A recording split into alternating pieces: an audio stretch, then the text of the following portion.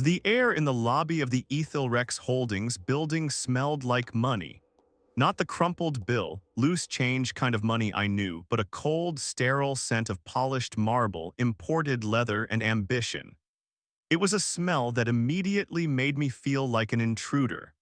I adjusted the strap of my messenger bag, the one containing the architectural renderings I'd spent 3 months perfecting, and felt the worn canvas under my fingers like a security blanket. My son Leo held my other hand, his small fingers intertwined with mine. At 8 years old, everything was an adventure. Today's adventure, because the after-school program had a water main break, was coming with Dad to his big pitch meeting.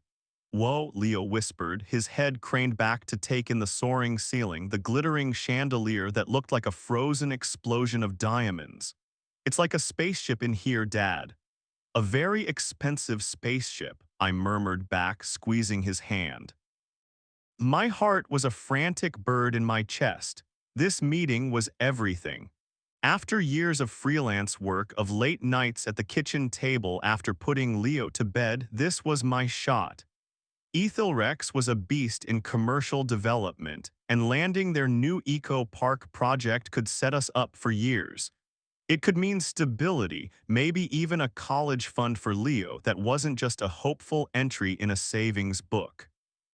I'd poured my soul into the designs, green roofs, communal spaces that actually brought people together, not just glass boxes. It was more than a project, it was a statement. We approached the vast, minimalist reception desk. A woman with a razor-sharp bob and an expression to match looked up, her eyes flicking from my face, a face that looked younger than my 35 years but carried a permanent tiredness around the eyes down to Leo and back. There was no warmth, only assessment. "Marcus Thorne," I said, forcing confidence into my voice. "I have a 10 a.m. with Mr. Sterling Vaughn." She tapped on a tablet, her nails making precise clicking sounds. "Thorne, yes, conference room B on the 42nd floor. You'll need a guest pass." She produced a single, sleek plastic card from a drawer, just one. I gestured to Leo, who was now quietly examining the intricate pattern in the marble floor. "My son is with me. There was a childcare situation." "He'll be quiet, he has his sketchpad. We'll just need one more pass." The receptionist's lips thinned. "Unauthorized minors are not permitted beyond the lobby. It's a strict policy. Liability." A flutter of panic. "I understand, but it's an emergency. He won't be any trouble. I can vouch for him." "I'm sorry, sir. The policy is clear. The minor must remain in the lobby." I looked around the vast, icy lobby. There were a few austere benches, but no one else. Leaving Leo here alone for what could be an hour or more was unthinkable. "Please," I said, my voice lower, "this meeting is very important. Is there any way to get an exception? Perhaps if you call Mr. Vaughn's assistant." She gave a sigh that suggested I was asking for the moon. "Mr. Vaughn does not make exceptions for personal circumstances." Her eyes lingered on Leo again, on his faded superhero t-shirt and his slightly too big jeans. My brilliant, beautiful boy who drew fantastical cities on scrap paper and believed my designs were the best in the world. In this temple of cold wealth, he looked suddenly small and out of place. Just then, the elevator bank to our right chimed. The doors slid open silently and a man stepped out, followed by two others who seemed to hang on his every word. He was tall, mid-40s, with the kind of fit build that spoke of personal trainers, not manual labor. His suit was a masterpiece of tailoring, a deep charcoal that seemed to absorb the light. His hair was perfectly silvered at the temples. This was Sterling Vaughn. I recognized him from Forbes covers and industry profiles. The Wolf of Wall Street West, they called him. He exuded an aura of absolute, unquestioned authority. He was laughing at something one of his sycophants said, a sharp, barking sound that held no real joy. As he moved towards the main doors, his gaze swept the lobby like a searchlight. It passed over me, then snapped back, zeroing in on Leo. The laughter died. He changed course and walked towards us. The receptionist stiffened, her professionally neutral mask snapping into place with a hint of fear. Mr. Vaughn. Vaughn didn't look at her. His eyes were on Leo, then on me. Up close, his presence was physically pressuring. His cologne was sharp, expensive, and smelled like dominance. "What's this?" His voice was a smooth baritone, but it carried an edge that could cut glass. "Marcus Thorne, sir," I said, extending my hand. "We have the 10 a.m. meeting. This is my son, Leo. There was an issue with his after-school." Vaughn ignored my outstretched hand. He looked at Leo as if he were a stain on the perfect marble.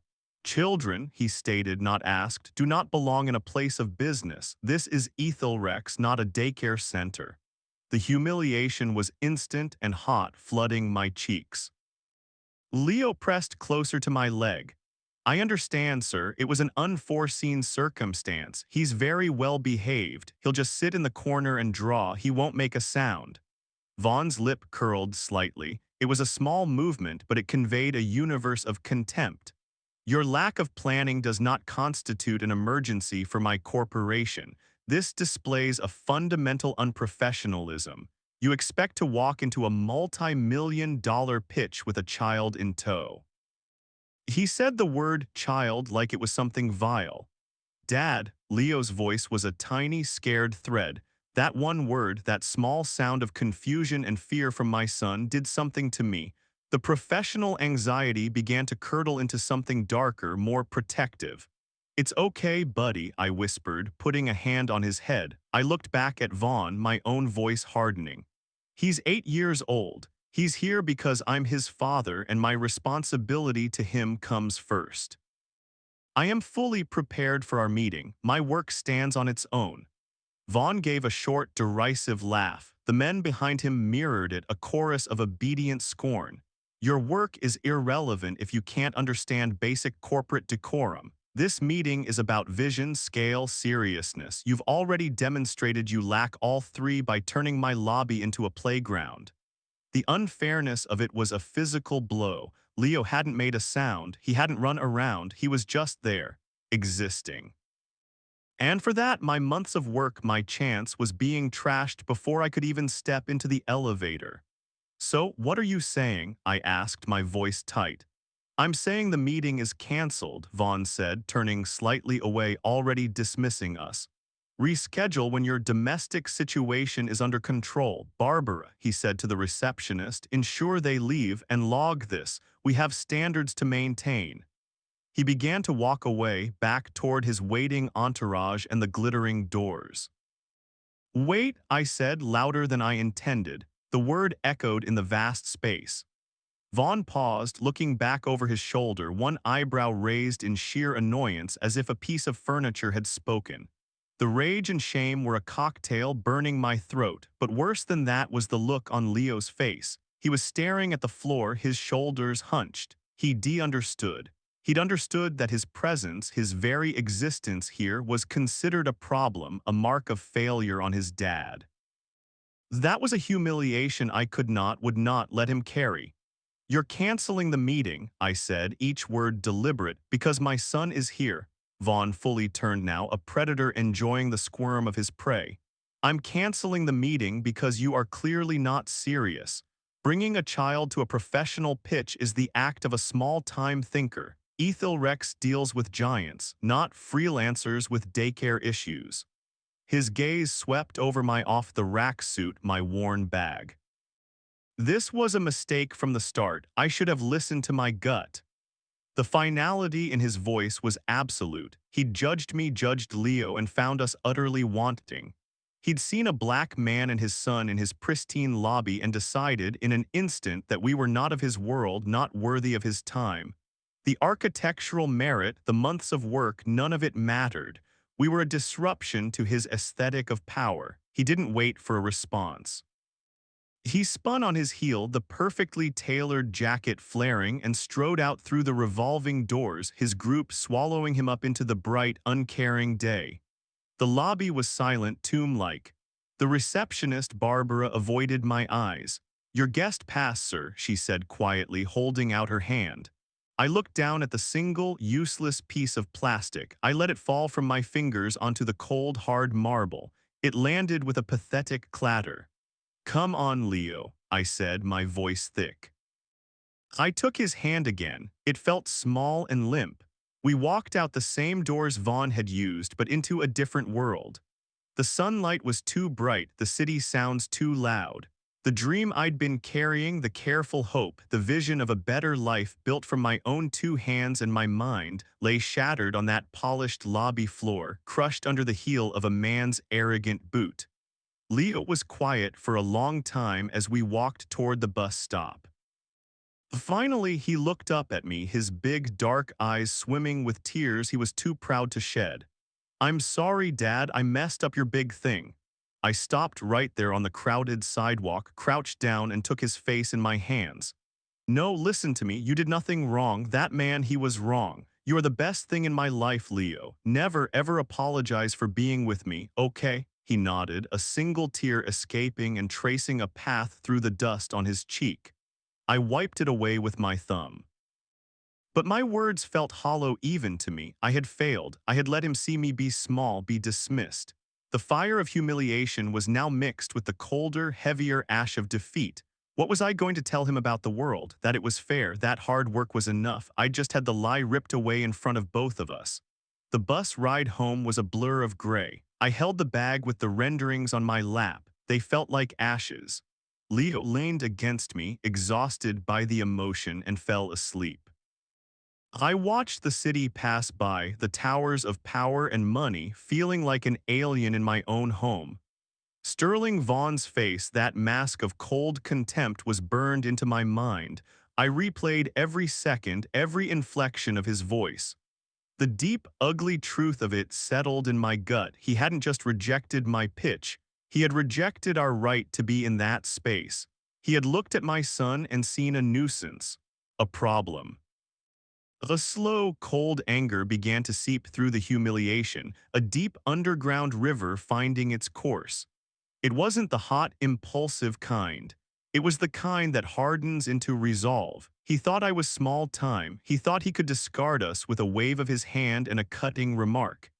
As I carried a sleeping Leo from the bus stop to our modest apartment, a single thought, clear and sharp as a diamond, cut through the despair.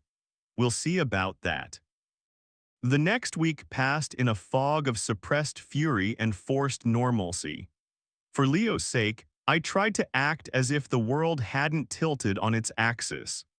I made pancakes in the shape of dinosaurs, helped him with his homework about the solar system, and listened to his elaborate plans for a comic book hero who could fix anything with a kind word.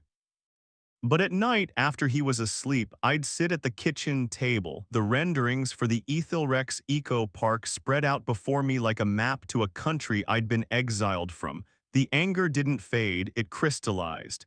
It became a central, quiet fact of my existence, like my heartbeat. Sterling Vaughn's words played on a loop: small-time thinker, domestic situation, not serious. Each repetition was a lash. But the image that haunted me most was Leo's face, trying so hard to be brave, believing he was the cause of my ruin. That was the wound I couldn't staunch. I was a fixer, a designer. I solved spatial and structural problems. But this was a human problem, a problem of profound, casual cruelty. And I had no tools for it, or so I thought. The break, when it came, was from a completely unexpected direction. It was a rainy Thursday, and I was at the public library with Leo, helping him find books for a project on ancient Egypt. My phone buzzed, a number I didn't recognize. Usually I'd let it go to voicemail, but something made me answer. "Marcus Thorne," a woman's voice, older, cultured, with a warmth that felt alien after the ice of Ethelrex. "Yes, speaking. My name is Elinor Bouchard. I'm the chairperson of the Lillian Marchand Foundation. We fund community-focused architectural initiatives. I was given your name by Professor Alastair Crane. He was quite adamant I look at your portfolio, particularly your concepts for integrated green spaces in urban settings." Professor Crane, my gruff, brilliant mentor from college, the one who told me I had more heart than sense, and thank God for it. He'd retired years ago. I hadn't known he was still paying attention. I thank you, I managed, my mind reeling. That's very kind. My portfolio is a bit out of date, I'm afraid. Nonsense, Alina Bouchard said cheerfully. Good design is timeless when it's rooted in people. Alistair spoke of a project you'd been working on recently, something for a large developer, said it was your best work yet. I'd love to see it if you're willing to share. We have a grant cycle opening soon, and I have a feeling your vision might align perfectly with our goals. The irony was so thick it choked me. My best work yet was currently a set of drawings that had gotten me publicly humiliated. I glanced at Leo, who was carefully tracing a hieroglyphic from a book with his finger, his tongue poking out in concentration. The project didn't move forward with the original client, I said carefully. Even better, she replied undeterred. Then it's unencumbered. Why don't you and I have lunch, my treat? Next Tuesday, say 1 o'clock at the Grayson Club. Bring the drawings, bring your passion. The Grayson Club. It was one of those old money, velvet rope institutions I'd only ever read about. A place far more intimidating than the sterile modernity of Ethelrex. A place where I was certain they had even stricter policies about children in the dining room. I'd be honored, I heard myself say. We set the date. When I hung up, my hands were trembling. The following days were a whirlwind. I didn't dare hope not fully. But I refined the presentation, building on the original concepts, making them more community-centric, more beautiful. I poured every ounce of my frustration and my dream into those pages. This wasn't just for a grant anymore, it was a rebuttal, a proof of concept that I was not a small-time thinker. Tuesday arrived. I arranged for Leo to go to a friend's house after school, triple-checking the plans. I put on my one good suit, the same one I'd worn to Ethelrex, and tried to ignore the memory it evoked. The Grayson Club was a Gilded Age masterpiece of carved wood and hushed tones. I gave my name at the entrance, expecting at any moment to be turned away. Instead, a severe-looking maitre d' nodded and led me through a labyrinth of opulent rooms to a quiet table by a window overlooking a private garden. Alina Bouchard was already there. She was in her 70s, I guessed, with a crown of elegant white hair and eyes that missed nothing. She wore a simple but exquisite silk dress. She rose and shook my hand, her grip firm. "Marcus, so good to meet you. Alistair sends his regards. Now sit, tell me everything." Over a lunch I was too nervous to taste. I talked about the eco park, about wanting to create a space that wasn't just sustainable but that fostered connection. I showed her the renderings. She looked at them silently, carefully, turning each page with a reverence that made my throat tighten. "This is exceptional work," she said finally, looking up. "The balance of scale and intimacy, it's rare. Alistair was right. You have a gift for designing for the human spirit, not just for profit." She paused, sipping her water. "He also mentioned you had a difficult experience recently with Sterling Vaughan." The name dropped between us like a stone. The club's ambient noise seemed to recede. I felt the heat rise to my face again. I hadn't told Professor Crane the details, only that the pitch had fallen through. How much did he know? "It didn't work out," I said stiffly. Alina's gaze was steady, penetrating. "Sterling Vaughan is a brilliant financier and a deeply unhappy man who mistakes the accumulation of power for character. I've known him since he was a young man clawing his way up, desperate to erase his own beginnings. He builds towers to separate himself from the world, not to connect with it. Your vision," she tapped the renderings, "is everything he fears. It is community, it is openness. It is, dare I say, love made manifest in steel and glass. He would never understand it." Her words were a balm and a revelation. She saw it. She saw the core of what I was trying to do, and she saw the core of the man who had rejected it. "The Foundation would be proud to fund the development of this concept into a full shovel-ready proposal," she continued. "Not as a favor, but as an investment in the kind of city I want my grandchildren to inherit. But I have a condition. Anything, I said, the word bursting out of me. A small knowing smile touched her lips. The land, the ideal parcel for this, the one that sings to your design, is currently owned by a shell corporation. It's a brownfield site near the river, long dormant. I have reason to believe that Shell Corporation is about to be acquired by Ethylrex Holdings. The world tilted again. They want the land for what? For another of Vaughn's monuments to himself, a luxury residential tower, a gated community in the sky, the opposite of everything you've drawn here. The twist of the knife was exquisite. Not only had he thrown me out, he was planning to desecrate the very idea I had pitched to him. My condition is this, Aliner said, leaning forward, her voice dropping. We use the Foundation's grant to develop your proposal into an ironclad, professionally engineered plan. Then we use my connections to get it in front of the City Planning Commission, the Historical Society, the community boards. Every stakeholder Vaughn will need to sway for his tower. We position your eco-park not as an alternative, but as the morally and socially imperative choice for that land. We beat him at his own game. Not with his weapons of money and intimidation, but with better ideas, public pressure, and sheer undeniable beauty. It was audacious. It was nearly impossible. It was a declaration of war using blueprints as artillery. I looked out the window at the serene, manicured garden, a world away from the noisy, messy, beautiful city my design was meant to serve. I thought of Leo tracing hieroglyphs, believing in heroes who fixed things with kindness. I thought of Sterling Vaughn's dismissive sneer. He humiliated my son, I said quietly, the words raw. He made him feel like he didn't belong. Aliner's face softened, then hardened with a resolve that matched my own. Then this isn't just about a park anymore, is it, Marcus? It's about showing your boy what happens when a small-time thinker decides to think bigger than the man in the tower. It's about claiming a space for everyone. Do we have an agreement? I looked at the renderings, at the green roofs and the climbing walls and the communal gardens I had dreamed up at my kitchen table. I saw them not as drawings but as a future I could build, a future where a kid like Leo would always belong. I reached across the table and shook Aliner Bouchard's hand. We have an agreement. The next 6 months were a secret life. By day, I was still Marcus Thorne, freelance architect and single dad, packing lunches, helping with homework, building pillow forts. But by night and in every stolen hour, I was a man possessed. The grant from the Lillian Marchand Foundation was more than money. It was a key that unlocked resources I'd only dreamed of.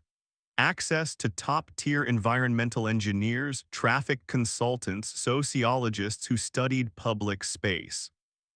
My kitchen table dream was being forged into a professional, peer-reviewed, costed reality. Aliner was a maestro of quiet influence.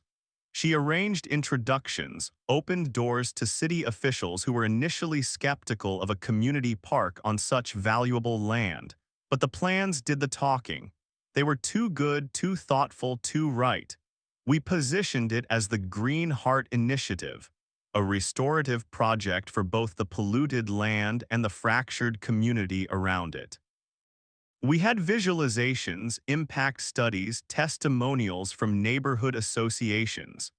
We built a coalition while Ethylrex, in its typical bulldozer fashion, was still filing permits behind closed doors, confident their money and muscle would smooth the way. I kept it from Leo. Not the work he saw me drawing, saw the models growing more sophisticated on our living room floor, but the true target. To him, it was just Dad's big park project. He'd contribute ideas. What about a fountain you can run through? Can we have a maze made of sunflowers? His ideas, beautiful in their innocence, found their way into the plans. The sunflower maze became a featured element. This was for him more than anyone. The first skirmish was at a low-level zoning committee meeting. An Ethylrex lawyer, a slick man in an expensive suit, gave a dry presentation about economic growth, tax revenue, premium housing. Then I stood up. I wasn't slick. I was passionate. I showed them the sunflowers. I showed them the community gardens where neighbors could grow food, the renewable energy systems that would make the park a net producer for the grid, the amphitheater for school plays and jazz concerts. I showed them a future that was alive. The committee, used to dry legalese, was captivated. They deferred the decision, asking for more information from Ethelrex on community impact. It was a tiny crack in their armor, but it was there. News of the Green Heart alternative began to leak. A sympathetic journalist at the city's leading paper ran a feature contrasting the two visions, a tower for the few or a park for the many. Public sentiment, fueled by beautiful renderings of the sunflower maze and the riverfront walkways, began to swing our way. Petitions were signed. Community meetings were packed. I knew we'd drawn blood when I received a letter from Ethelrex's legal department. It was a masterpiece of veiled threats, accusing me of misappropriation of conceptual frameworks and interference with a legitimate business pursuit. It demanded I cease and desist all work related to the riverfront site. My hands shook as I read it, but this time it wasn't from humiliation. It was from fury. They thought they could silence me with a piece of paper, just as Vaughn had tried to dismiss me with a glance. Aliner had anticipated it. Our lawyers, paid for by the Foundation, fired back a response that was both elegant and brutal, citing prior art, the non-proprietary nature of community-focused design, and my First Amendment right to participate in public planning processes. They invited Ethelrex to sue, knowing the discovery process would force them to reveal their own backroom deals. The lawsuit never materialized. The battle moved to the City Planning Commission. This was the main event. Ethelrex pulled out all the stops, a legion of lawyers, expert witnesses testifying to the tower's architectural merit, a bland glass obelisk, economic forecast showing a boon. Their presentation was cold, efficient, and soulless. Our turn came. I was the final speaker. As I walked to the podium, my eyes scanned the room. And there in the back, surrounded by aides, sat Sterling Vaughn. He hadn't been at any of the previous hearings. He'd considered them beneath him. But the growing publicity, the delay, had finally drawn the wolf from his den. Our eyes met across the crowded room. His were chips of blue ice, showing not a flicker of recognition. To him, I was still just an obstacle, a gnat. He had no memory of the man and the boy in the lobby. We were that insignificant. The insult fueled me. I plugged in my laptop, and the main rendering of the Green Heart initiative filled the screen behind me. I didn't talk about tax revenue. I talked about belonging.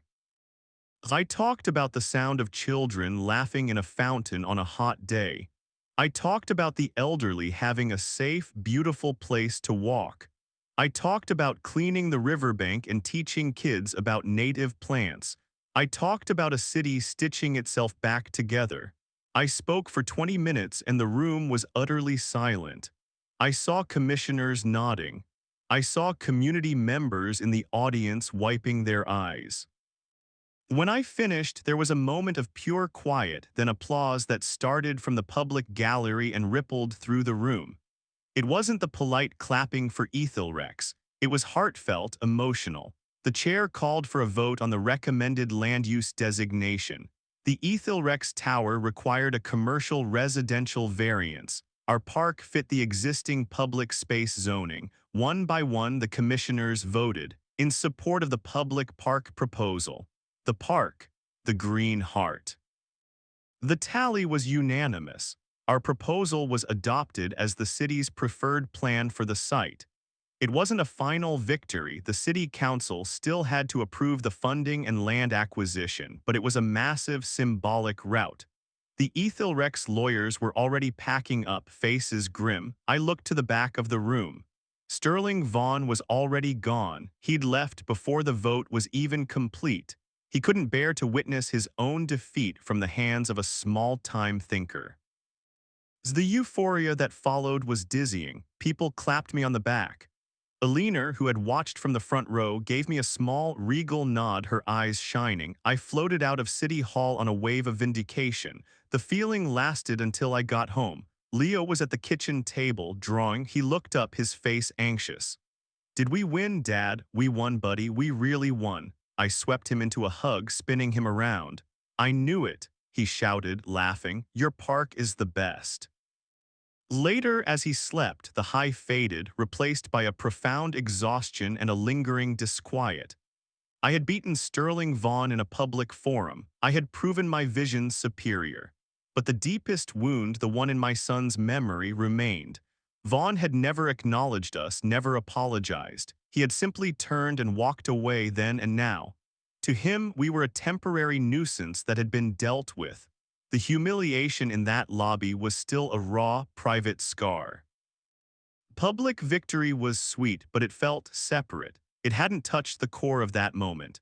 A week later, a formal, heavy envelope arrived at my apartment. It was an invitation. The Ethel Holdings Annual Gala and Benefactor Awards. Black tie. The Ethel Tower Grand Ballroom. Scrawled in ink at the bottom was a note. "In recognition of your contributions to the city's dialogue. Perhaps we can find common ground, S. Vaughn."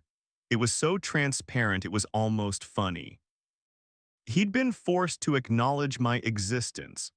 This was a trap or a ploy to co-opt me, to offer a consultancy role to shut me up and absorb the Green Heart into his empire, sanitizing it of my name, common ground, after he'd tried to crush me into dust. My first instinct was to tear it up, to frame it as a trophy of his concession and never think of him again. But then I looked at Leo's door, slightly ajar. I remembered the feel of his small hand in mine, the weight of his shame. A public victory was one thing, but some debts were personal.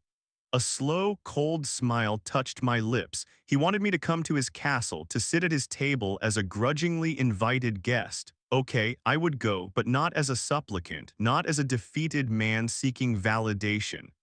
I would go as the man who had outthought him, outfought him, and who carried the memory of his cruelty not as a wound, but as a weapon. I would walk back into the belly of the beast, into the heart of his arrogance, and I would finally, truly look him in the eye. The reversal in the lobby had been public and professional. The reversal in the ballroom would be personal, and it would be complete. I called Alina. "I'm going to the gala," I said. There was a long pause on the other end, then a soft chuckle. "I wondered if you would. You'll need a tuxedo and a date. I'd be delighted to accompany you, Marcus. Let's give Sterling an evening he'll never forget." The night of the gala arrived like the eve of a battle. The tuxedo Alina had arranged for me fit perfectly, a stark, elegant contrast to the off-the-rack suit I'd worn that day in the lobby. Looking in the mirror, I saw a stranger, polished, confident, a man who belonged in rooms I'd only ever seen in movies. But beneath the silk lapels, my heart was a drumbeat of cold intent.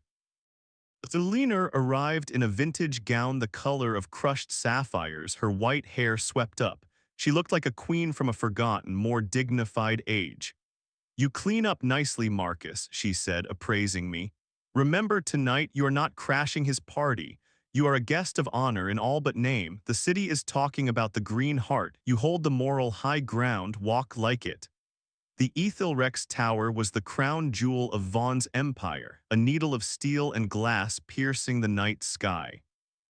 The grand ballroom was on the top floor. This time there was no confrontational receptionist, no question of my right to be here. My name was on the list with a star beside it denoting a special guest. The staff greeted us with deferential smiles. The ballroom was a spectacle of breathtaking opulence. Crystal chandeliers the size of cars cast a diamond light over a sea of black tie and gowns. The air hummed with the clink of champagne flutes and the low murmur of power brokers making deals disguised as small talk. It was a world of soft hands, sharp eyes, and calibrated smiles. I felt a fresh wave of that old feeling of being an imposter. But then I thought of Leo asleep at home with a babysitter, believing his dad was at a fancy work dinner. I straightened my spine. We hadn't been there 5 minutes when I felt a shift in the room's energy, a parting in the crowd, and there he was. Sterling Vaughn moved through his guests like a shark through calm water. He was the epicenter. He was smiling, shaking hands, the perfect, charming host. He looked even more powerful here on his own turf, surrounded by the evidence of his wealth. His gaze swept the room, absorbing the adulation until it landed on me. The smile didn't vanish, but it froze, solidified into something brittle. The recognition was instant this time, and it was laced with a profound irritation he couldn't fully mask. He'd invited me, but he hadn't expected me to look like this, to stand beside Alina Bouchard as an equal, to carry myself without a hint of cowering. He excused himself from a group and made his way over. Every step was measured. The crowd seemed to hold its breath, sensing drama. "Alina," he said, taking her hand and kissing the air beside it. "A pleasure, as always. You lend grace to any gathering." His voice was the same smooth baritone, but there was a new tension in it. "Sterling," Alina replied, her smile polite but distant, "your parties are never dull." His eyes, those cold blue chips, shifted to me. "Mr. Thorne, you came. I'm glad. I hoped we might move past our earlier misunderstandings." The word misunderstandings was a masterpiece of minimization. It reduced my humiliation and his defeat to a minor clerical error. "Mr. Vaughn," I said, nodding. I didn't extend my hand. The invitation was intriguing. His jaw tightened slightly. "Your presentation at the Planning Commission was passionate. It's clear you have talent. Ethelrex is always looking for talented people. Perhaps there's a place for your park concept within our broader development portfolio, a smaller scale, of course, in a more suitable location." There it was, the offer, the buy-off. "Come work for me and I'll let you build a little playground somewhere else. Be a good boy." The old humiliation threatened to surge, but it was smothered by the cold fire that had been burning in me for months. I looked around the glittering room, then back at him. "This is quite a building, a testament to your vision." He preened just slightly, misinterpreting my tone for acquiescence. "It is. We push the limits of engineering and design. It stands alone." "It does," I agreed. "It must be vulnerable, though, all that glass, all those systems." A single point of failure in the central server room, I'd imagine, could shut the whole thing down. Lights, elevators, security, everything. The air around us went still. Vaughn's smile vanished completely. It was a bizarre, seemingly off-topic observation bordering on threatening. Alina shot me a curious glance but remained silent.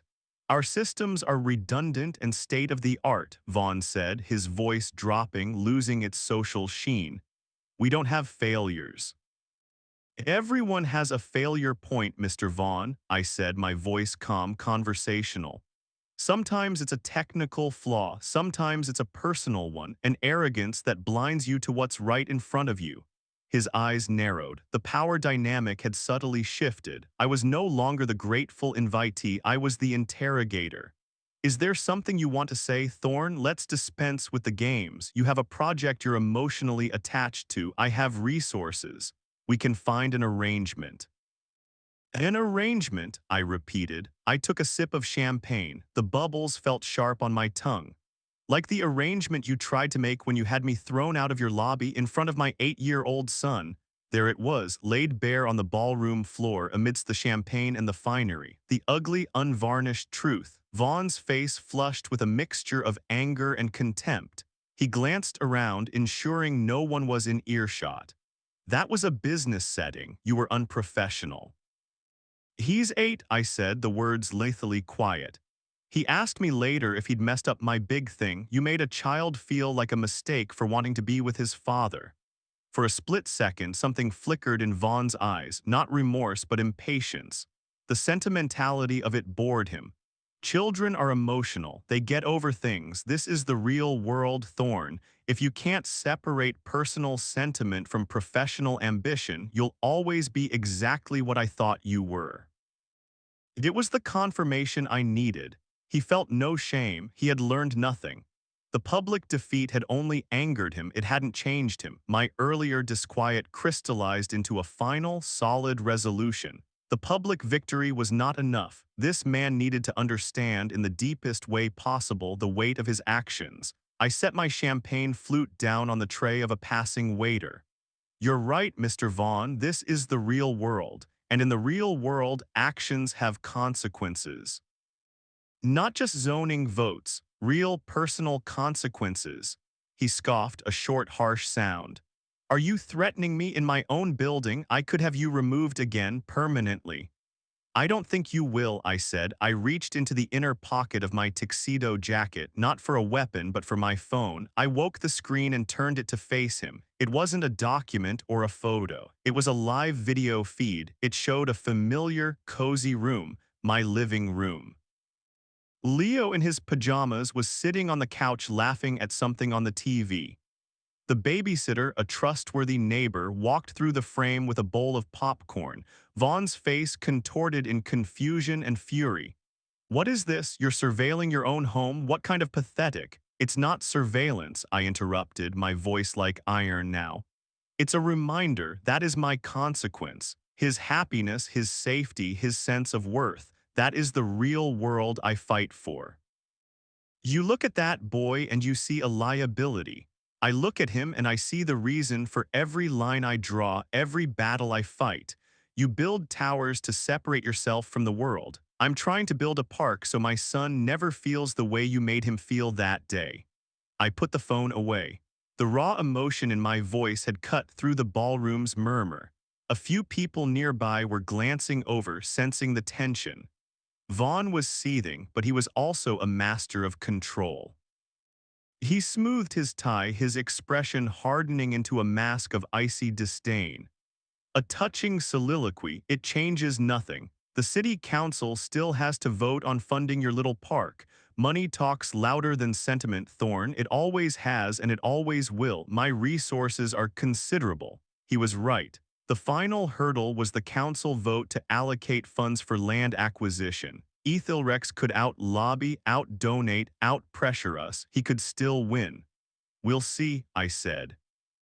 I felt a strange calm. The confrontation was over. I had said what I needed to say. He had shown me the black hole where his empathy should have been. There was no redemption here, only the final confirmation of his nature. Eleanor, who had watched the entire exchange with a placid expression, now linked her arm through mine. I believe we've exhausted this conversation, Sterling. The canapes look delightful. Come, Marcus. He turned away from him, leaving him standing alone in the crowd, a storm contained in a tuxedo. As we walked away, I didn't feel triumphant. I felt empty. The fire of my anger had burned down to ashes. He was a wall of ice, and I had thrown my heart against it to no effect. You faced him, Eleanor murmured as we moved towards the terrace doors for air. You looked him in the eye and spoke your truth. That matters. It doesn't change him, I said, the night air cool on my face. No, she agreed. It changes you, and it will change Leo when you tell him this story one day. Now, she said, her tone shifting to one of steely purpose, we have a city council to win over. The final battle is ahead, and thanks to his little performance tonight, I believe I know exactly how to ensure his considerable resources work against him. She looked out over the glittering city, a general surveying a battlefield. I followed her gaze down from the sterile height of the tower to the messy, vibrant streets below. To the spot by the river where a park could be, where sunflowers could grow. The war wasn't over, but the man I had been in that lobby 6 months ago was gone. In his place stood someone harder, clearer, and more determined. Vaughn had tried to make me small. Instead, he had forced me to grow, and I was just getting started. The city council vote was 2 weeks away. The public campaign intensified. Green heart yard signs sprouted in neighborhoods. Editorials praised the project's vision. Ethelrex fought back with a blitz of television ads portraying their tower as a beacon of progress and economic vitality, subtly painting our park as a frivolous, costly fantasy. The air was thick with political maneuvering. Eleanor's plan, hinted at that night on the terrace remained a mystery to me. She worked her phone and her Rolodex with the focus of a master strategist, but she simply told me to prepare for the hearing and keep the vision clear. The day before the vote, she called me, her voice crackling with an energy I hadn't heard before. "Meet me at the foundation offices. It's time." I found her in a conference room, papers spread everywhere. She wasn't alone. A man I didn't recognize in his 60s with a weary, intelligent face sat with her. "Marcus, this is David Chen."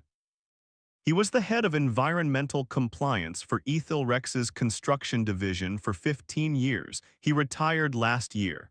David Chen gave me a small, tight smile that didn't reach his eyes. "Ms. Bouchard has convinced me it's time to speak. I've sat on this for too long." Eleanor gestured for me to sit. "David has intimate knowledge of Ethylrex's practices, specifically on the riverfront parcel they're trying to acquire for Vaughn's Tower." David took a deep breath. "The soil and groundwater tests. Vaughn ordered them buried. The site is far more contaminated than publicly known, not just old industrial waste. There are toxic solvents, heavy metals, a cocktail that would require tens of millions to remediate properly for residential use." His plan was to fast-track the permits, do a superficial cleanup, and bury the real reports. By the time anyone found out, the tower would be built and the liability would be a city problem. The revelation hit me like a physical blow. It was so much worse than mere arrogance. It was criminal negligence. He was willing to poison people for a profit margin. "He knew children would live there," I said, my voice hollow. Leo's face flashed in my mind. "He knew," David confirmed, his face grim. "He said, and I quote, 'Let the future residents sue. We'll be onto the next project by then.'" I couldn't stay silent anymore. "Not after I saw your park plans. You want to heal that land. He just wants to paper over a grave." Eleanor slid a thick folder across the table. David provided copies of the suppressed reports, internal memos, and email chains with Vaughn's authorization. "This is more than a zoning fight now, Marcus. This is about stopping a crime." The weight of it was immense. This was the kill shot, but it was also a nuclear option. Releasing this wouldn't just kill the tower project, it would likely destroy Ethylrex and send Vaughn to prison. A part of me, the part still burning with the memory of the lobby, wanted to see him ruined utterly. But a larger part, the part that was a father and a designer, recoiled at the sheer scale of the fallout, the employees who would lose jobs, the investors, the chaos. "The council vote is tomorrow," I said. "If we present this." "We don't present it to the council," Eleanor said. "Not directly. We give it to someone who can use it with precision. We give it to the one person Vaughn cannot bully, cannot buy, and who has a very personal stake in ethical conduct." She handed me a business card. It was elegant, understated. It read, "Samuel Thorne, Chairman and Founder, Thorne Holdings." The world stopped. The air left the room. Thorne, my name. A name I shared with my father, who had walked out on my mother and me when I was younger than Leo. A ghost from a past I never discussed. As a man whose absence was a void I had spent my life trying to fill with my own efforts. This is a coincidence," I stammered, my hand trembling holding the card. "No, Marcus," Eleanor said softly, her eyes full of a profound compassion. "It is not. Samuel Thorne is your paternal grandfather. He and your father had a falling out decades ago over your father's treatment of your mother." Samuel cut him off. "He tried to find you both, but your mother, quite understandably, wanted a clean break. He respected her wishes, but he never stopped looking. He funded this foundation, Marcus. The Lillian Marchand it's named for, that was his mother, my dear friend. He asked me to keep an eye out to find worthy projects, yes, but also to find you. Alistair Crane was his classmate at Princeton. The connection was not an accident." The twists and turns of the last 6 months rearranged themselves into a new, staggering constellation. The mentor's recommendation, The foundation's immediate interest, the resources, it wasn't just my talent, it was my blood. A grandfather I'd never known had been pulling strings from the shadows, trying to help me to reach me. He knows, I managed to ask. He knows everything about your work, about Leo, about what happened in the lobby. He was furious in a way I have never seen. He sees you, Marcus. He sees your strength, your integrity, and he sees in Sterling Vaughn everything he despises, a man without honor who preys on the weak. The shock was total, upending my entire sense of self. I wasn't a lone fighter. I was part of a lineage that, for all its past failures, was reaching back for me now. What does he want to do? I asked, my mind reeling. He wants to meet you tomorrow before the council hearing, and he wants to deal with Vaughn. Not as a businessman, but as a grandfather. Let me be clear, Marcus, the decision on what to do with this information, she tapped the damning folder, is yours. You can walk into the council with it and destroy him publicly, or you can let Samuel handle it. He has a method in mind, a more poetic justice. I thought of Leo, I thought of the contaminated land, I thought of Vaughn's sneer, I thought of a grandfather I had never met who had been searching for me. The desire for a public, scorched earth vengeance was strong, but Alina was right. This had become bigger than my personal humiliation. It was about the city, about the truth, about stopping a predator. And part of me, the part that remembered the scared little boy I once was, wanted to meet the man who claimed to be my family. I'll meet him, I said. The meeting was at the Grayson Club, in a private dining room even more hushed and paneled than the main one. I arrived first, my nerves stretched wire-tight. The door opened and a man walked in. Samuel Thorne was in his late 80s, but he stood straight as a sailor. He had a full head of silver-white hair and sharp, dark eyes that were a mirror of my own. He used a cane, but it seemed more an accessory than a necessity. He wore a suit that made Vaughn's look flashy. His gaze locked onto me, and for a long moment he just looked. I saw his eyes glisten, his throat work. "Marcus," he said finally. His voice was deep, weathered, and held a lifetime of authority. "You look like your mother, thank God." The simple words disarmed me completely. He didn't start with apologies or excuses. He started with her, the parent who had stayed. "Mr. Thorne," I said, standing, "Samuel, or grandfather, if you can ever find it in your heart, I won't rush you." He moved to the table, sitting with a slight grunt. "Sit, please, we have little time and much to discuss." He poured water for both of us with a steady hand. "Alina has told you the essentials. My failings with my son, your father, are my greatest regret. I was too hard, then too distant. By the time I realized the man he'd become, it was too late for him. But it is not too late for me to try to do right by you and by your magnificent boy, Leo." He said the name with a reverence that shook me. "I have photographs from Alina. He has your smile." Tears pricked my eyes. I fought them back. This was too much, too fast. "Now to the matter at hand," he said, his tone shifting to one of formidable business. "Sterling Vaughn, a vicious little climber with no moral compass. I've known his type for 70 years. They build card houses and call them empires. He hurt you. He hurt Leo. That is unforgivable. But more than that, he is a poison to this city. The evidence David Chen provided gives us the scalpel to remove that poison." He slid a single sheet of paper across the table to me. It was a proposed settlement agreement, but unlike any I had ever seen. "It's simple," Samuel said. "In 1 hour before the council hearing, Vaughn will be presented with this. He will sign over the purchase option for the riverfront parcel to the Lillian Marchand Foundation for $1. He will also make a personal, unrestricted donation of $20 million to the Green Heart Initiative's construction fund. In return, the environmental reports will be given solely to the proper regulatory authorities with a recommendation for a cleanup order, not a criminal referral. He will be legally required to fund the full, proper remediation of the site himself under city supervision. His tower project is dead. Your park will be built, fully funded on clean land." I read the terms, stunned. He'll never agree. It's financial suicide and an admission of guilt. Samuel's smile was thin and cold. He will agree because the alternative is not a public scandal. The alternative is me. He leaned forward.